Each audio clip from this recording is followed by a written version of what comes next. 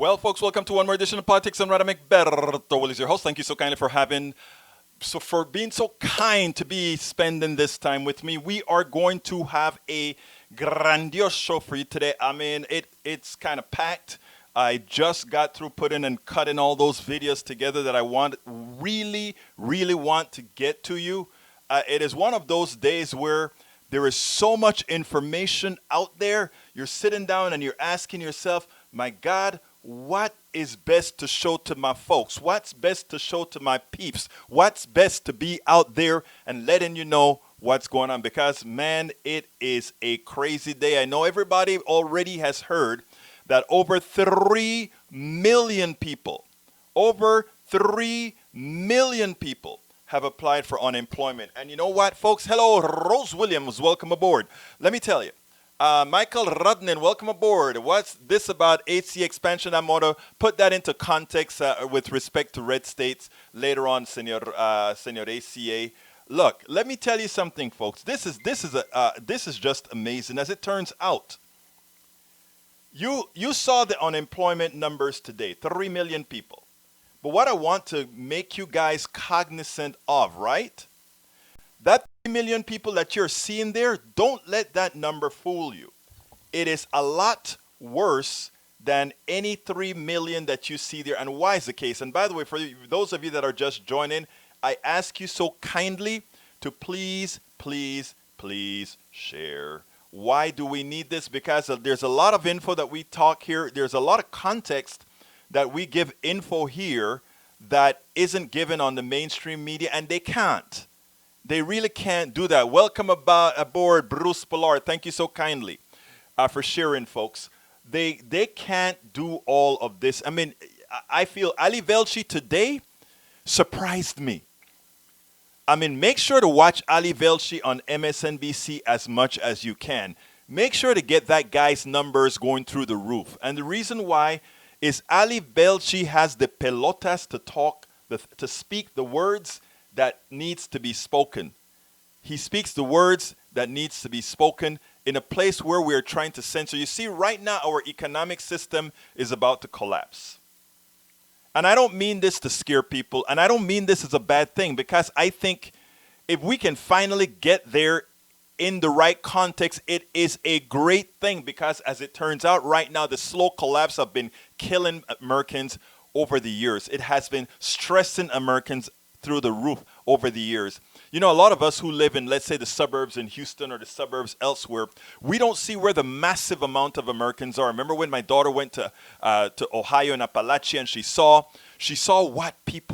how people could live, masses of people, the conditions that they could live in, things that you don't see on TV because nobody wants you to know. Nobody wants you to know these things. Nobody wants you to know the number of Americans that are in dire straits. Why is Donald Trump getting support? Why are all these things happening? 469, I'll come to you in a little bit. Well, let's see. Why is it happening?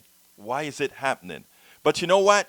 Since I just got started and I haven't really gotten into the show yet, 469, if you want to speak real quickly, hit the number 1 so I can get you on air right away, and then I'll go ahead and continue with the program. So if you want to speak and just not listening, hit the number 1 if you want to talk. That way I will know that you want to talk. Otherwise, I'll just leave you there on hold until you hit the number 1.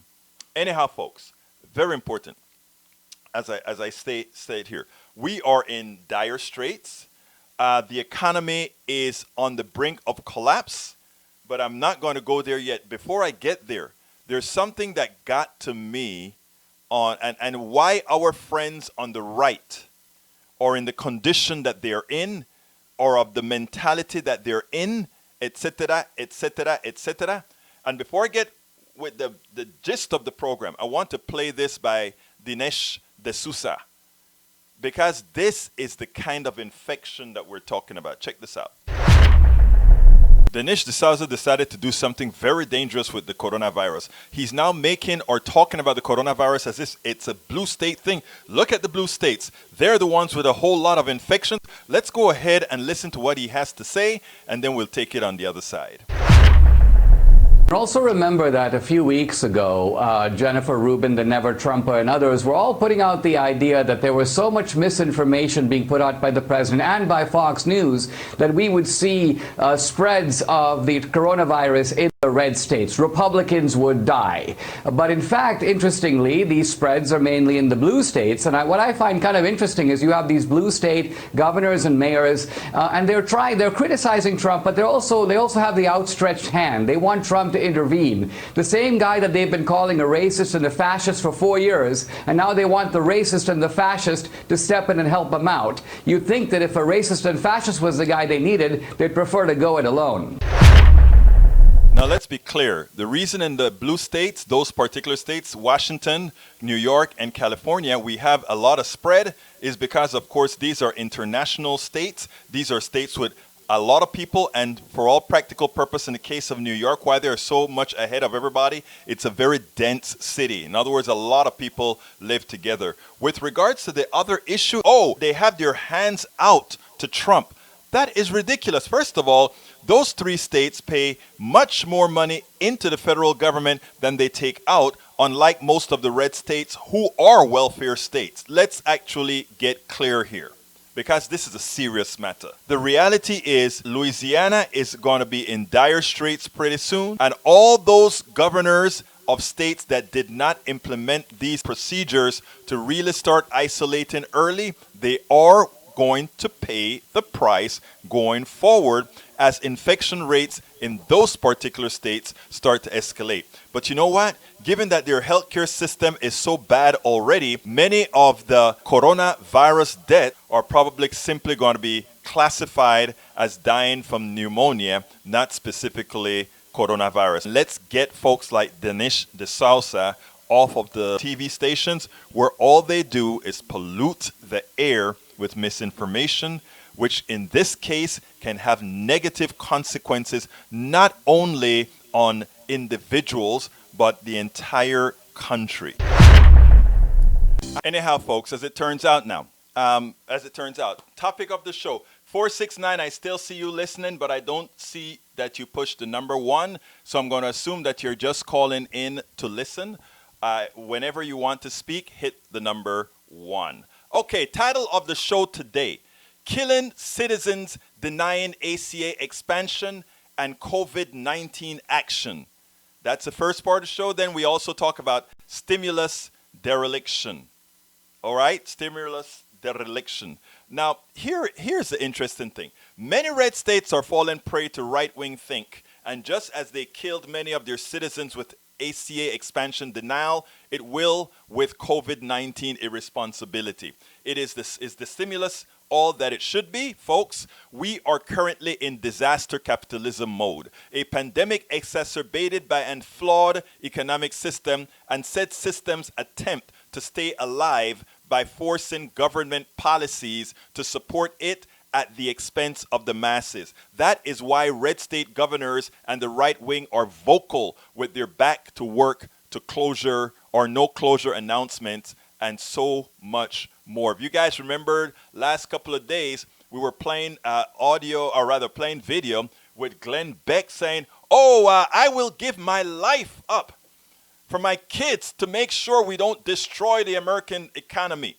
And then we had the governor of this lieutenant governor of Texas going and say, yes, we need to save the economy. That is the most important thing right now. Save the economy. A friend of mine yesterday sent, and I wish I had got it out, that it said we are coming for you to save the economy at all costs. I mean, the interesting thing that we saw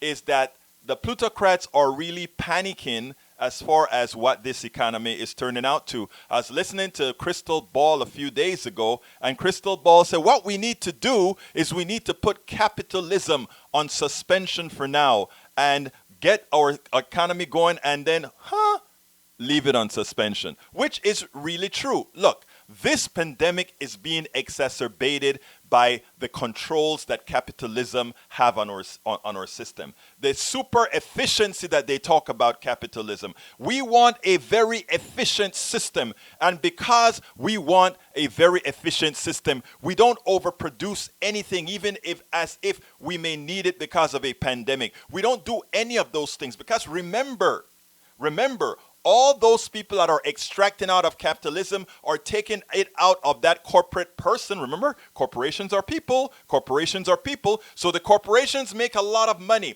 The executives and the shareholders extract the money out of the corporations that they took out of everybody else. And they did it efficiently in such a manner that there's no fat, very little fat. You know, we don't overproduce in the United States. We don't build in the United States because we can do it cheaper overseas. What these things never prepare for are pandemics, or they don't prepare for things that happen to humanity. But guess what? Those guys who got their wealth, those guys who got their money, they hold on to it. They extracted it out of the corporations, right? They already took it. So they are left with it. You're not, though. You are left holding the bag. And when I say you are left holding the bag, I also mean you are left holding the trash bag. Here we are in a pandemic, and this is we always claim we are the best in the world. We have the best medical system, the best of every system, but this is what we are living with today. Check this out. Just like Dr. Brennan, I've been talking to some of the doctors that I was dealing with over the last couple of weeks, and it is an absolute abomination that these medical professionals do not have the supplies that they need. And I think everyone needs to understand there is only one aspect of our government that can require and fulfill those supply needs, and that's the federal government. The states do not have the ability to force companies to make these supplies. Only the federal government. And it is bewildering to me that we in the United States of America are in a situation where, as Dr. Brennan is describing, that the medical professionals to fight the biggest pandemic in a century do not have the supplies they need. In China, they were wearing 2 gowns. Here, they're wearing trash bags. It's really remarkable that this is what the United States is how the United States is dealing with this pandemic. I want you guys to understand that we are supposedly the best country in the world. We are exceptional. We are all these things, right?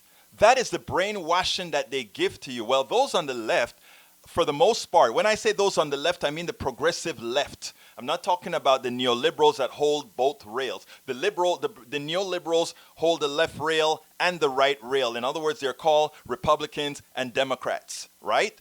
The 2 different rails, the Democrats make sure that the left stays in check, and the Republicans make sure that the right wing stays in check. Unfortunately, for the Republican side, the Tea Party did a wonderful job in derailing them and putting us into this situation.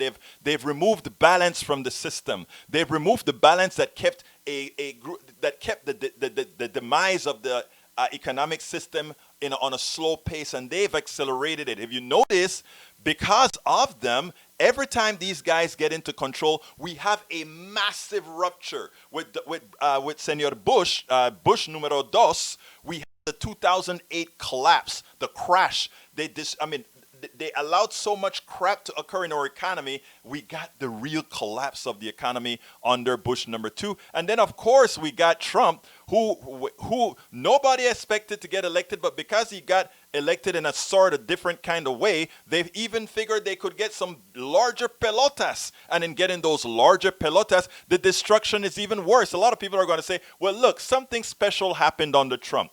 The economy was going fine. The economy was going great.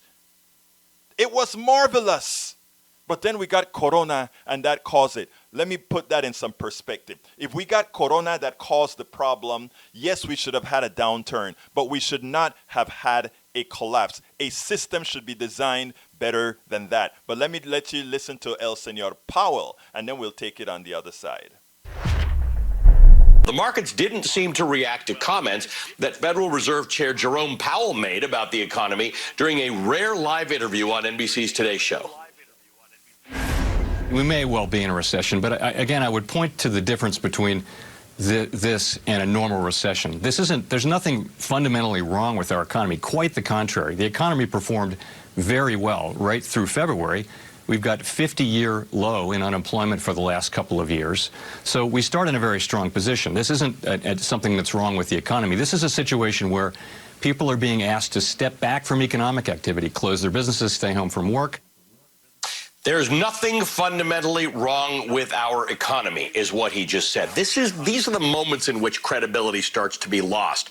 Economic activity in the United States has practically ground to a halt. Many non-essential businesses are closed. Millions of people have been laid off. People are not spending money. This is an economy which is driven by the spending of money by people. That is the heartbeat of the American economy.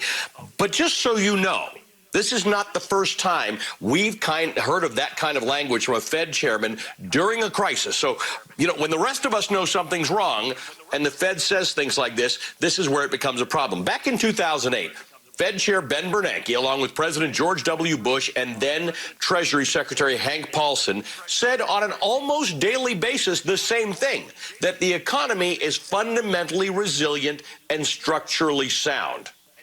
And then the financial crisis hit, in which millions of people lost their jobs.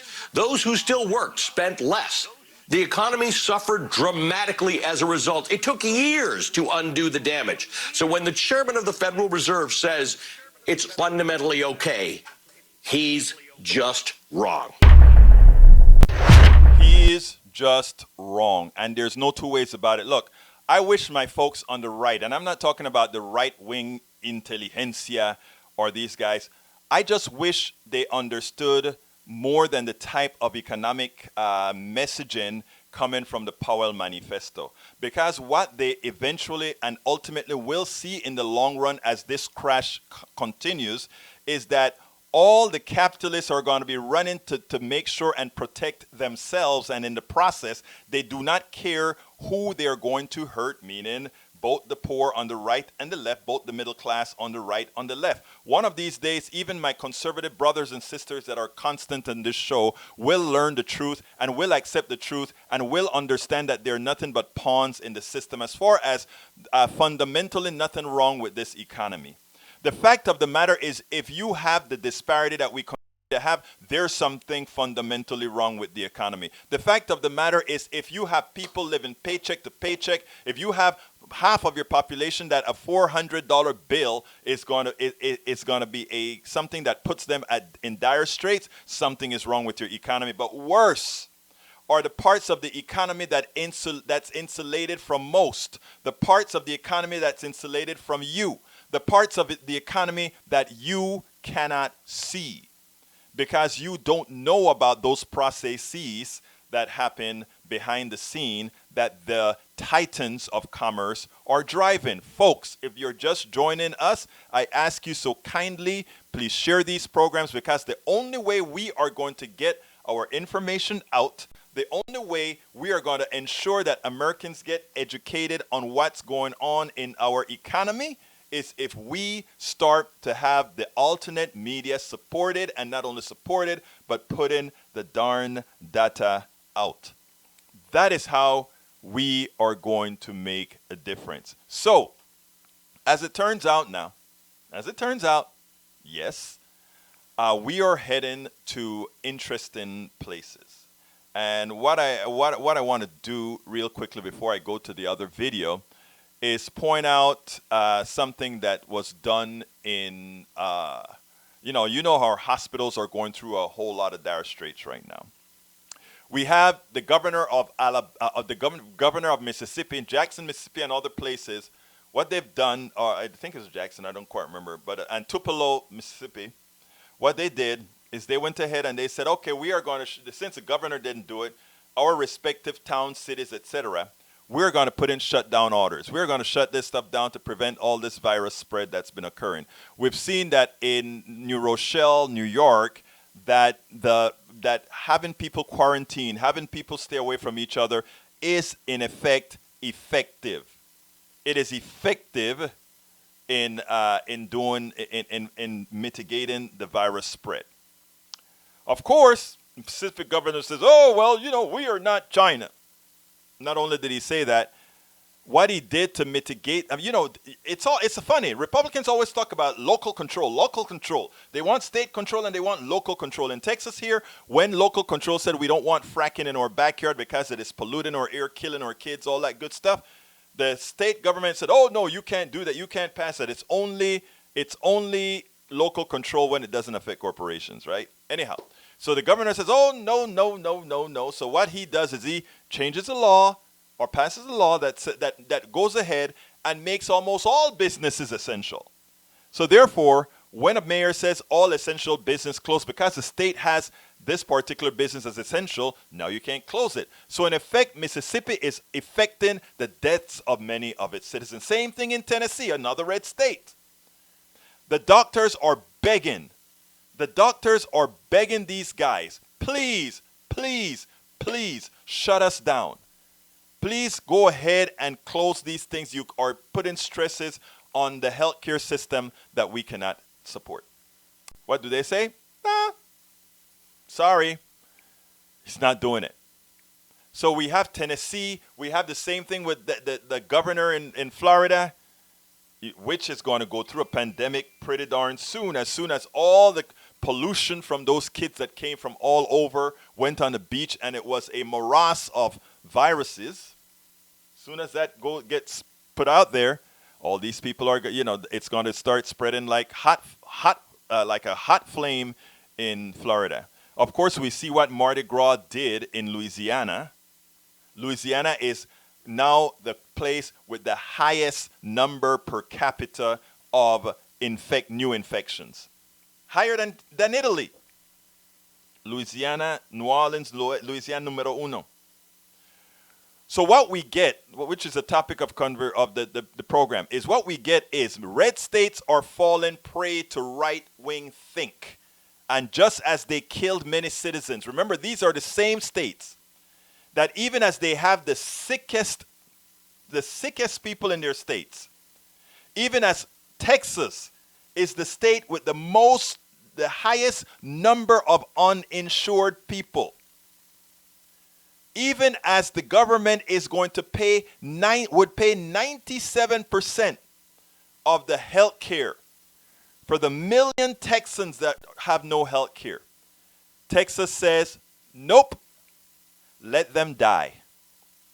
But the problem is there aren't people out there in our country in the mainstream media telling the folks out there, your right-wing governments are killing you. The policies they're first, number one, making you dumb. It is their goal to keep you uninformed. That's why that's why you have Glenn Beck. That is why you have all these guys put in plausible information. For those who watched the show yesterday, I actually cut that piece out of the show to do it as a separate.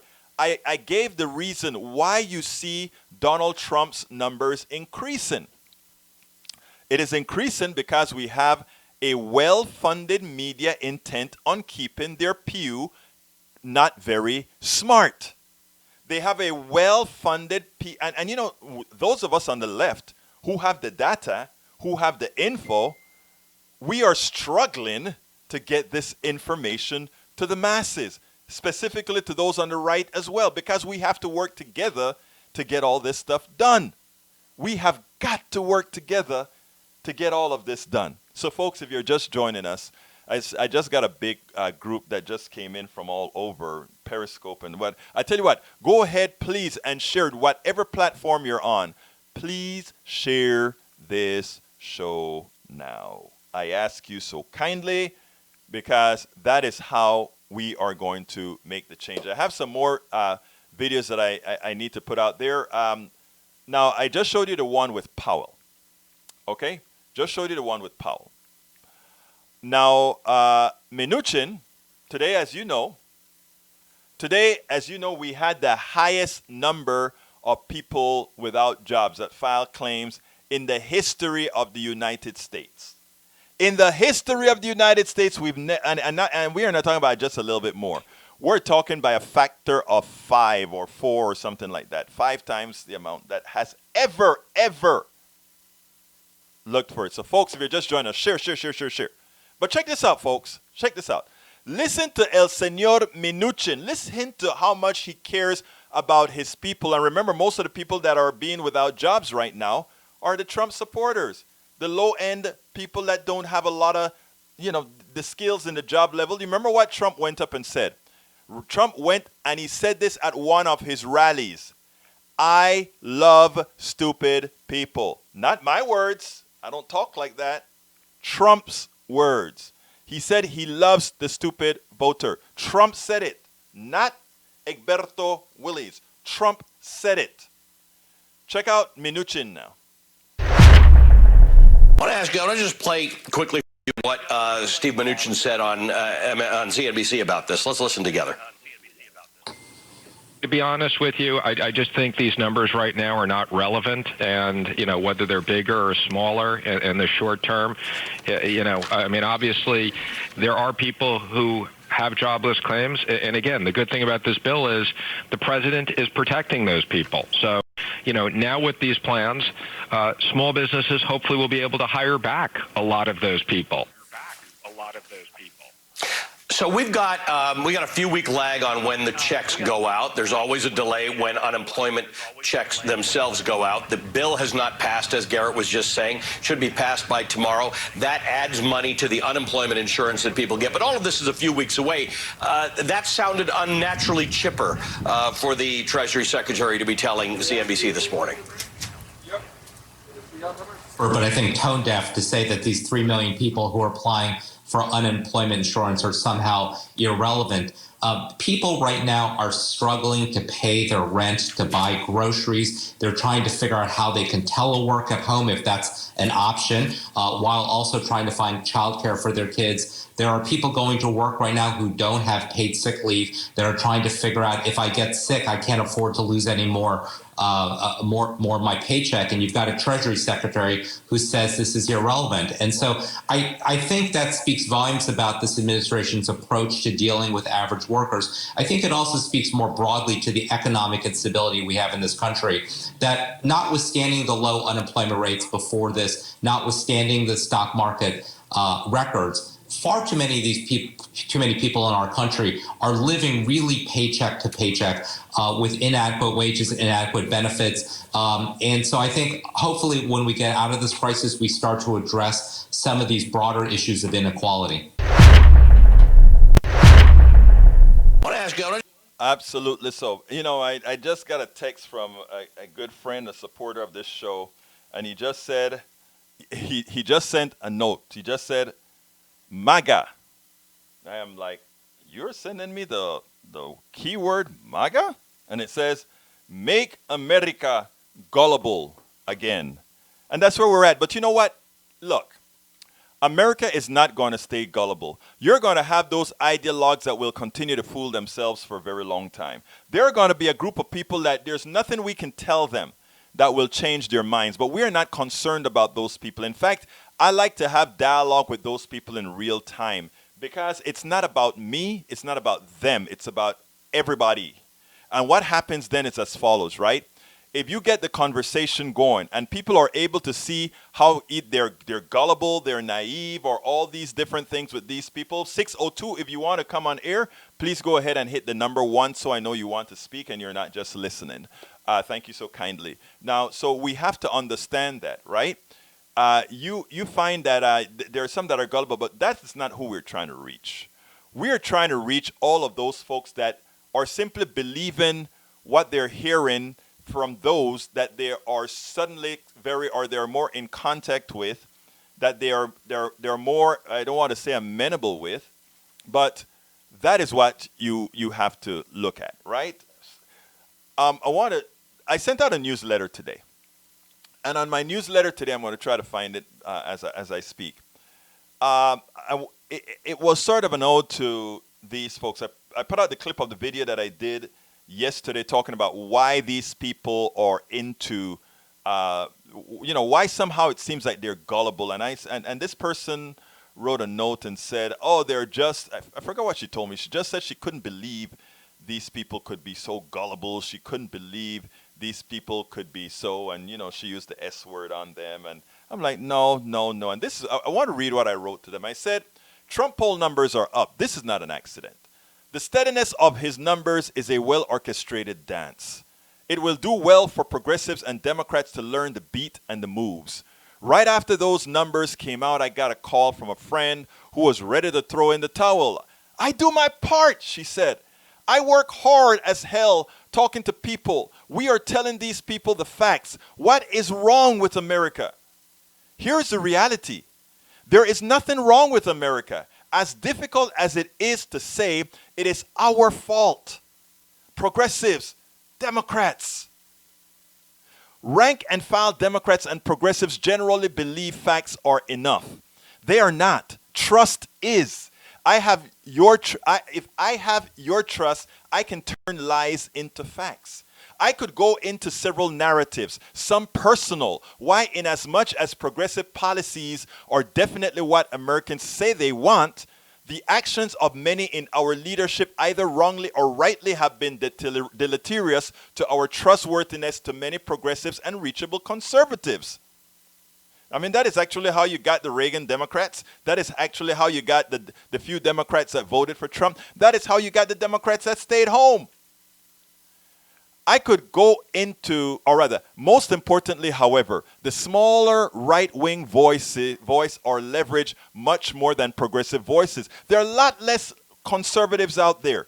There are a lot less right-wingers out there, but they have a voice. They have corporate support and devoted support from their ideologues. For those who remember Citizen United versus FEC, the result of having more money is in effect having the wherewithal for more speech for the moneyed. While there are many rich Democrats as well, they purposely stay on the sidelines for policies that they believe are too liberal for their bottom line. You see, the wealthy are in both parties, but many are of none.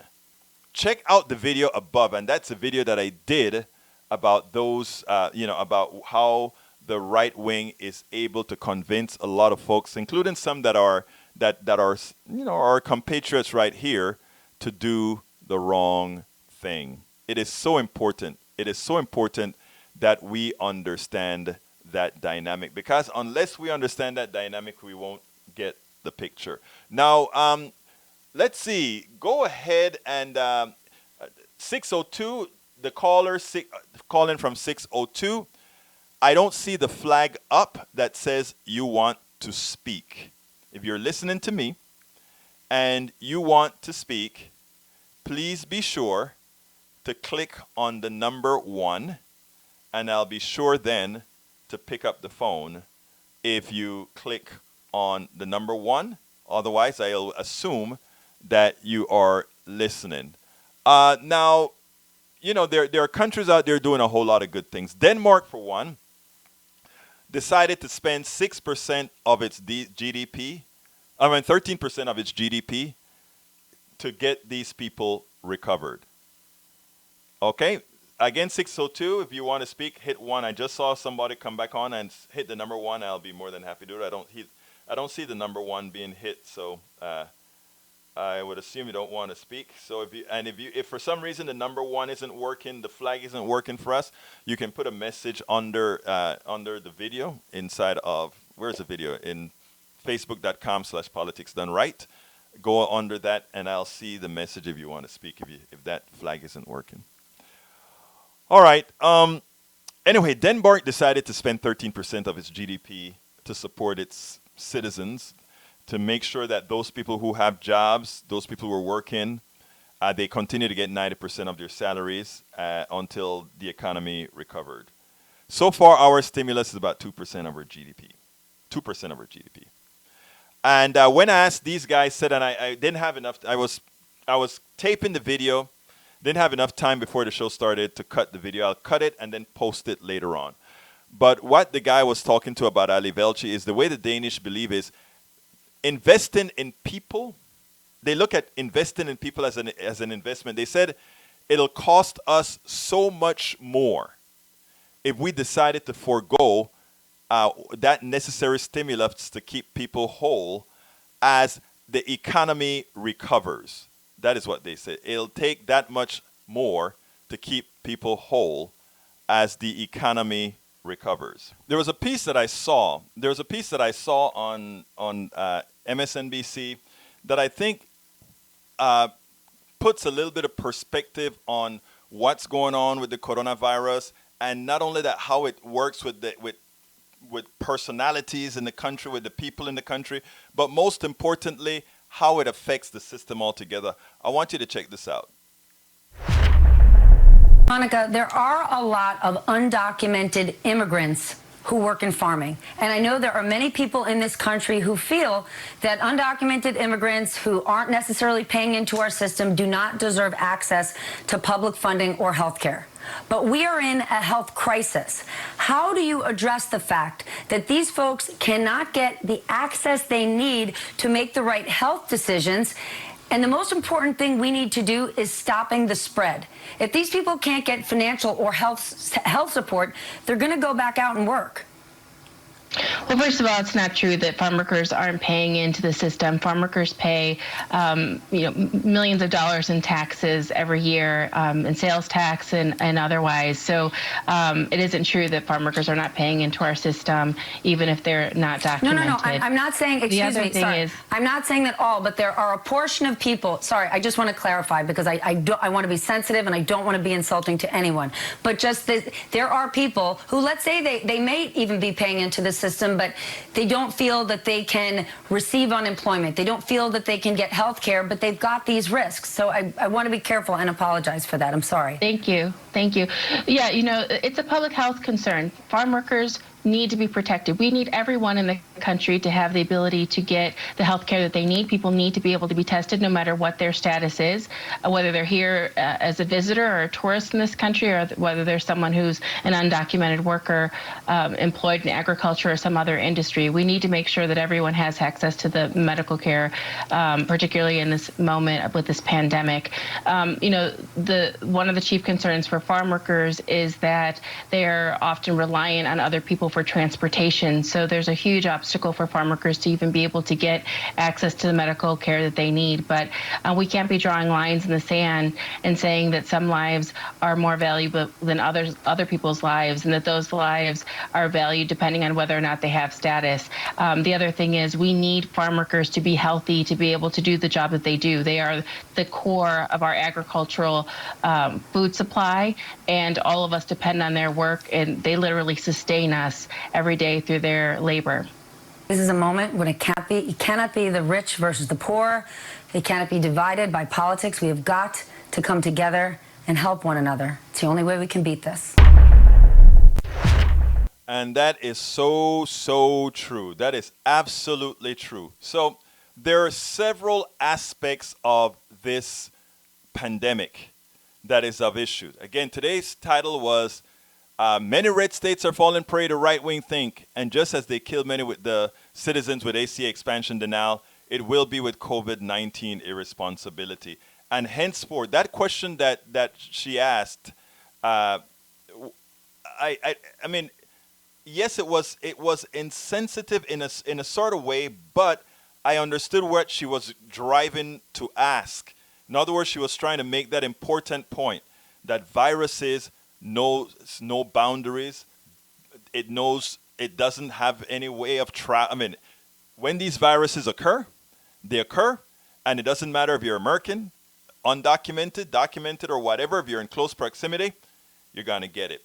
Anyhow, folks, before I go any further, we're way past the halfway mark. I want to remind all of you that this is a show that needs your support. It's a program we try to enlighten, we try to empower. So please, folks, if you are listening to this, please go ahead and go to store.politicsdoneright.com. Again, that is store.politicsdoneright.com, and get one of our T-shirts, one of our cups, one of our books, or get them all. Support the show. That is how we can ensure that we continue to get this this movement going. This is how we ensure that we can continue moving forward. Folks, likewise, if you want to become a member, we want 1,000 subscribers. Right now, we're just over 100. On Patreon, I think we're at about 90-something subscriber. We need 1,000 Patreons. Please go to Patreon, Patreon.com. patreon.com/politicsdoneright. Again, that is patreon.com/politicsdoneright. Help us give you even a better program with more videos, with more stuff. And who knows, maybe more than an hour a day, eventually with other personalities coming on as well. Those are well within the plans of our media network that we're trying to do, a real independent media network that tells the truth, that ensures people are aware of anything. So again, please become a member by going to Patreon, patreon.com/politicsdoneright. If you want to be if you want to just contribute something, however you want, go to paypal.me/politicsdoneright. Again, that is paypal.me/politicsdoneright. And of course, you can also go to our GoFundMe to support our equipment fund, which is gofundme.com/independent dash I forgot what that is, but anyhow, I'll get to that later. But just go ahead and go to store.politicsdoneright.com. Support us. You will not regret it. The donation limit is gofundme.com/independent-media-upgrade. We could not do this without you. Okay, continuing with the program. As I mentioned before, I think earlier we were talking about, I think I got over the COVID portion of the program that I wanted to talk about. But the other part of the program that I want to talk about is pretty much the what we call the looting of America. I kind of like that story that we had from, the internet is not back up, so I can't get to that story. I should have copied that story over. But anyhow, the idea behind the story was that, how should I say this? America is, even with this stimulus package that we have here, America is what? Being looted. And what do we mean by that? Every American, they entice you with $1,200. Oh, every American's going to get $1,200. And you know what? Americans are happy to get that $1,200. But in the process of giving that $1,200, what have we lost? What have people lost? What have they given away? Well, there's an article at, where is this article? At Common Dreams. And when I saw the article, I said, you know what, I have to turn Americans on to that article. The title of the article is Looting of America by Big Corporations. Progressives appalled as Senate unanimously passes largest bailout bill in U.S. history. A transfer of wealth and power to the super rich from the rest of us.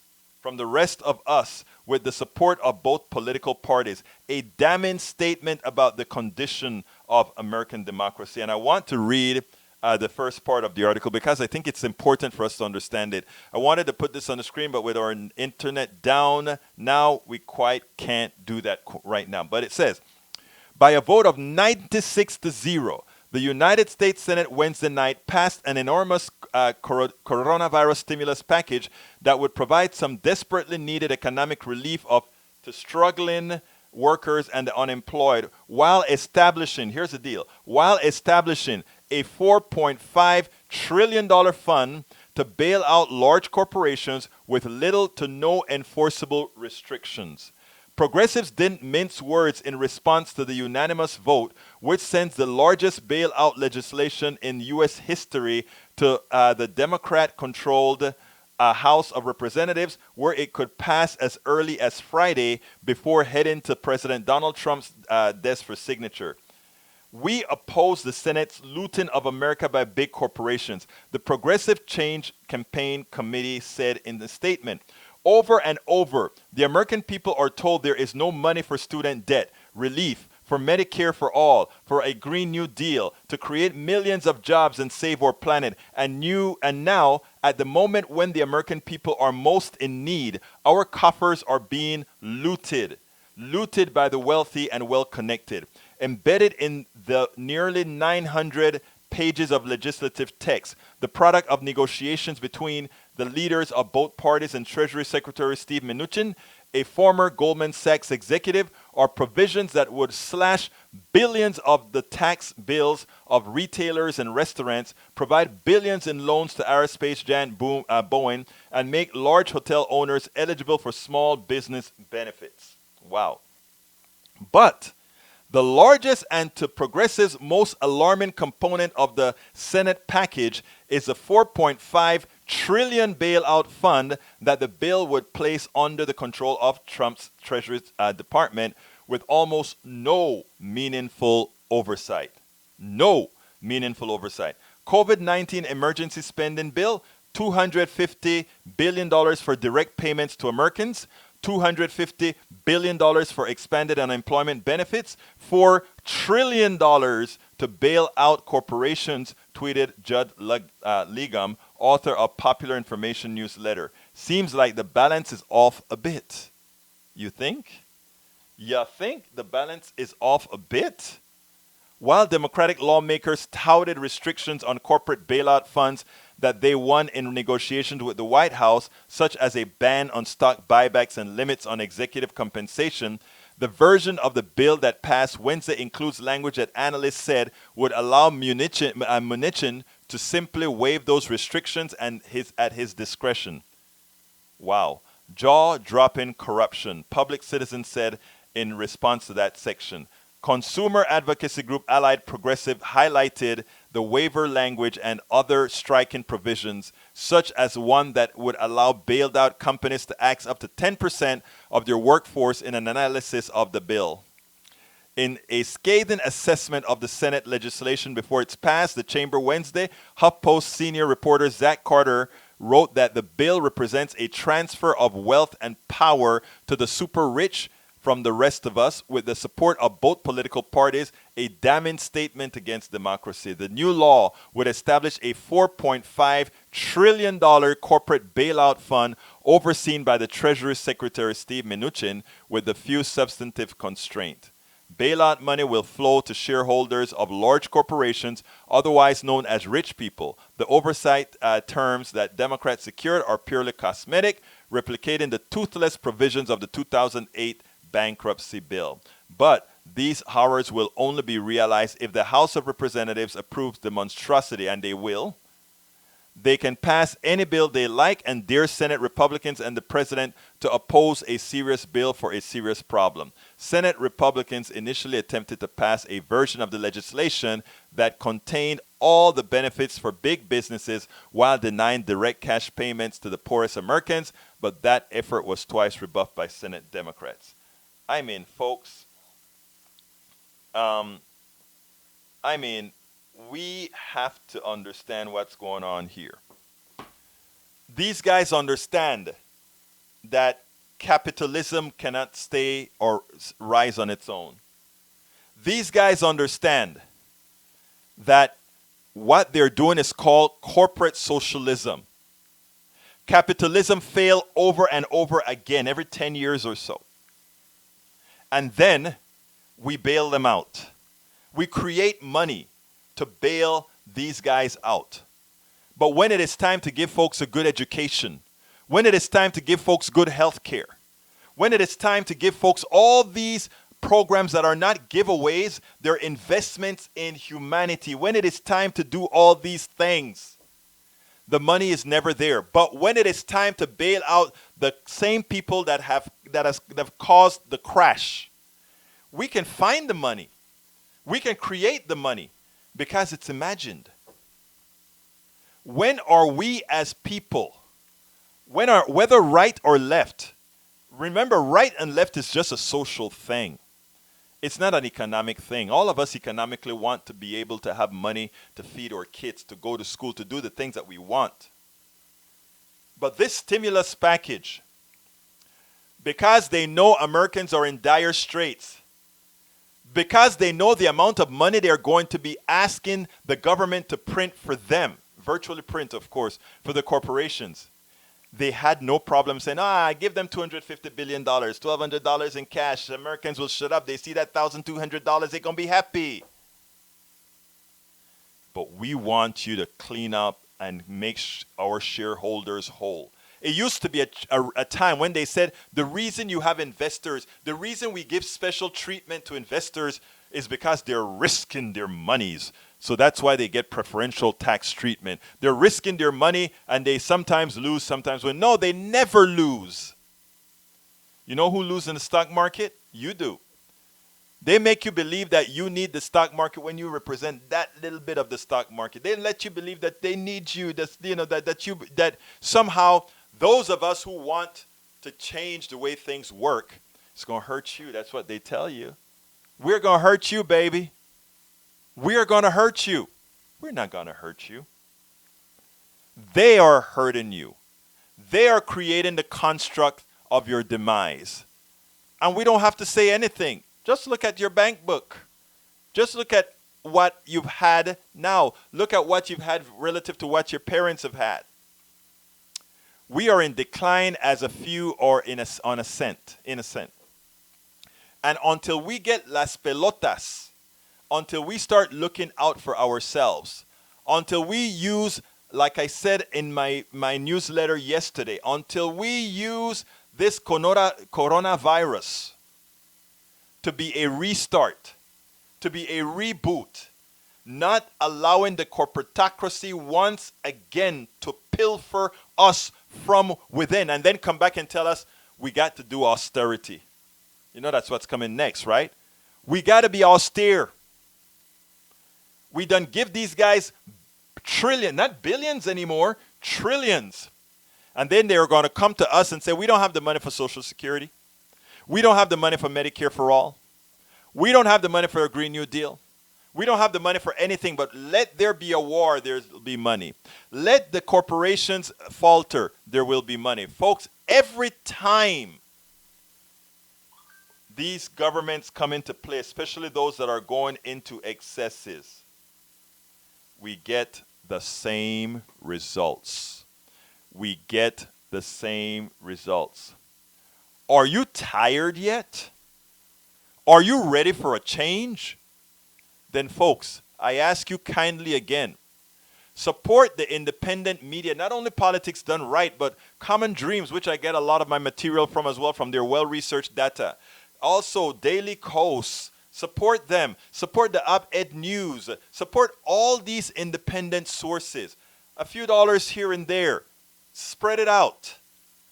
Because unless there are enough of us out there telling the story, unless we are out there telling the story,